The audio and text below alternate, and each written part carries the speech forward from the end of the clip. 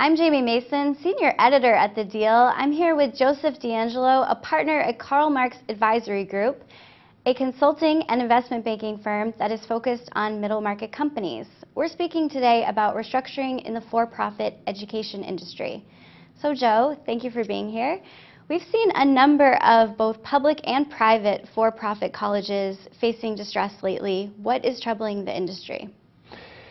Jamie, thanks for inviting me to speak to you about this. We've represented a number of cases since 2010, and although every situation is different, there are a number of common issues facing the industry. Number one, declining enrollments, and that's driven mainly by the stagnant economy, the lack of wage growth, and students' reluctance to take on debt when there's not a prospect of better paying jobs.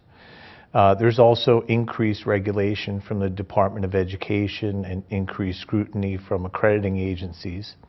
And schools are also challenged with lower profits due to underutilization of ground campuses and the need to invest in improving student outcomes. They're certainly facing a lot of challenges. What restructuring tools are available to them? As I said, each situation is different. Some schools operate in a niche, some offer general education, but one common issue is that a school cannot file bankruptcy.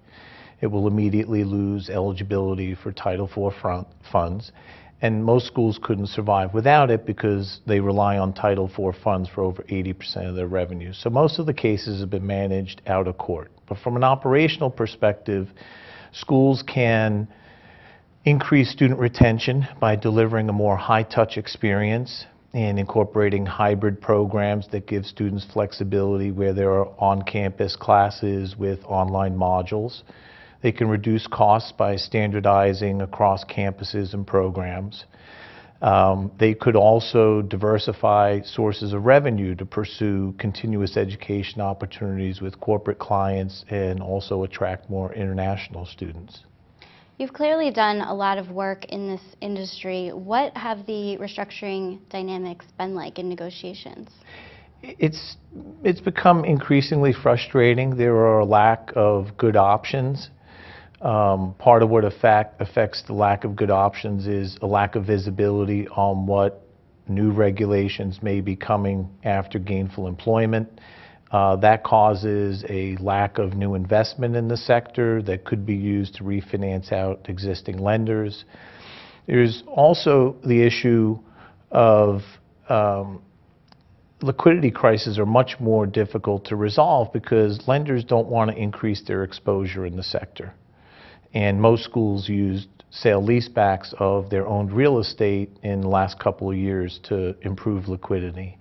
And then lastly, I would say tensions are increasing because the Department of Education recently put themselves ahead of the secured creditors in the Corinthian Colleges case, which none of the credit agreements in the sector contemplate. Wow, well, we'll definitely continue to watch this unfold. Thank you so much for being here. Thank you. For The Deal, I'm Jamie Mason, speaking with Joseph D'Angelo. Thank you so much for watching.